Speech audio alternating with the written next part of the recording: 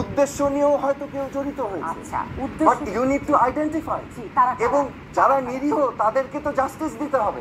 সোহেল তাজ, তাহলে আপনি বলছেন শান্তি দরকার, কিন্তু আমরা বলতে চাই আজকে যে প্রসঙ্গ ছিল জামাত শিবির, জামাত শিবির নিষিদ্ধ করলেই কি শান্তি ফেরত আসবে? আচ্ছা, আপনি আগে একটা প্রশ্ন করেছিলেন যে আমি ব্যর্থ ছিলাম, ব্যর্থ হয়েছিলাম। আপনি তো পারেননি, আপনি পদত্যাগ করলেন কেন?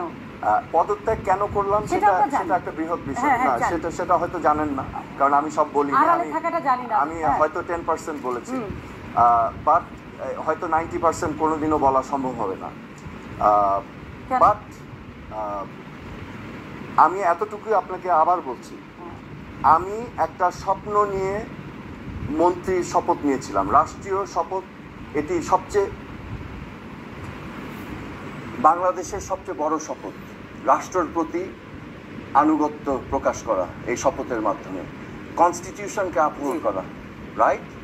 এবং আমি নিজেকে নিয়োজিত করেছিলাম রাষ্ট্রীয় ইনস্টিটিউশনগুলোকে বিনির্মাণের কাজে, এবং আমি দায়িত্ব পেয়েছিলাম স্বরাষ্ট্র মন্ত্রণালয়ের, এবং আমি মনে করেছিলাম যে দুর্নীতি অনিয়মের প্রথম হাতিয়ার হচ্ছে আইন শৃঙ্খলা রক্ষাকারী বাহিনী, এবং এই বাহিনীকে আমরা যদি সাজিয়ে একটি পেশাদার বাহিনী হিসাবে তৈরি করতে পারি, আমাদের প্রথম পদক্ষেপ হবে সেই কাঙ্ক্ষিত লক্ষ্যে।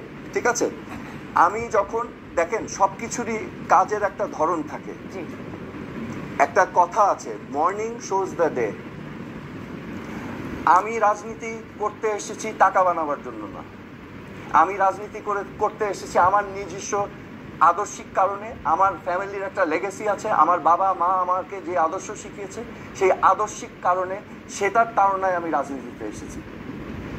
I did not come to waste my time.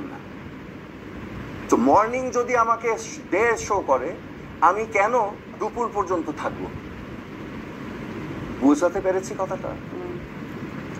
আমি চেষ্টা করছিলাম দেশটাকে একটা দিকে নিয়ে যাওয়া, ওই আমাদের বাংলাদেশ আওয়ামী লীগের দিন বদলের সনদের উপর ভিত্তি করে। কিন্তু আমি যখন দেখেছি সেটা সম্ভব হচ্ছে না, আমি চলে গিয়েছি। তো এটা আমার ব্যর্থতা বলতে পারেন। আপনি চলে আসার পর কি সম্ভব হচ্ছে? এটা আপনারাই জাজ করবেন, জনগণই জাজ করবে। আই এম নট আ জাজ অফ দ্যাট। আপনি বলছেন যখন আপনি স্বরাষ্ট্র প্রতিমন্ত্রীর দায়িত্বে ছিলেন, কেন আপনি পদত্যাগ করেছেন তার 10% আপনি জাতি জানে, আমরা জানি। 90% আপনি বলেননি, জীবনে কোনোদিনও বলবেন না। এই যে জীবনে কোনোদিনও না বলার বিষয়টা, সেটা কি আপনার নিজের জীবনের কোনো হুমকি, নাকি আপনি বললে অন্য কারো বিপদ হবে? I am not afraid of anything. আমি কোনো কিছুই ভয় পাই না, কারণ আমার মা আমাকে একটা জিনিস শিখিয়েছে, সত্যর পথে থাকা। এবং আমি যা করেছি, ভুলও করে থাকতে পারি, কিন্তু আমি কোনোদিন সত্যকে আড়াল করে করিনি। আমি কোনোদিনও অন্যায়ের বিরুদ্ধে প্রতিবাদ না করে থাকিনি। ঠিক আছে? আমি সবসময় প্রতিবাদ করেছি, এবং অনেক সময় কিছু না বলা এক ধরনের প্রতিবাদ। জামাত শিবির নিষিদ্ধ যে সিদ্ধান্ত নিয়েছে সরকার, সেটা থেকে আপনি মনে করছেন কতটা সময় উপযোগী, এবং এটা নিষিদ্ধ করা হলে কতটা সমস্যার সমাধান হয়ে যাবে? দেখেন, এটা তো বর্তমান রাজনীতির একটা অংশ।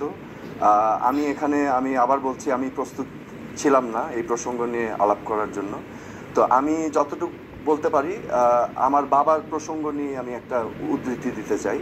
1971 সালে আমাদের মহান মুক্তিযুদ্ধ, সফল মুক্তিযুদ্ধের মাধ্যমে আমাদের স্বাধীনতা অর্জন করার পর বঙ্গবন্ধুর সাথে তাজউদ্দিন আহমেদের আলোচনা হয় যে রাজাকার, আলবদর, আল শামস যারা পাকিস্তানি হানাদার বাহিনীদেরকে সহায়তা করেছে, তাদেরকে নিয়ে কি করা হবে। তো আমার বাবা রেকমেন্ডেশন করেছিলেন সে সময় যে যারা মুখ্য ভূমিকা পালন করেছে, নেতৃস্থানীয় যারা অর্ডার দিয়েছে, যাদের অর্ডারে গণহত্যা হয়েছে, মানুষের প্রাণ গিয়েছে, তাদেরকে চিহ্নিত করে তাদেরকে আইনের আওতায় এনে বিচার করতে হবে, আইনের আওতায় এনে, এবং আইনের মাধ্যমেই করতে হবে। কেন?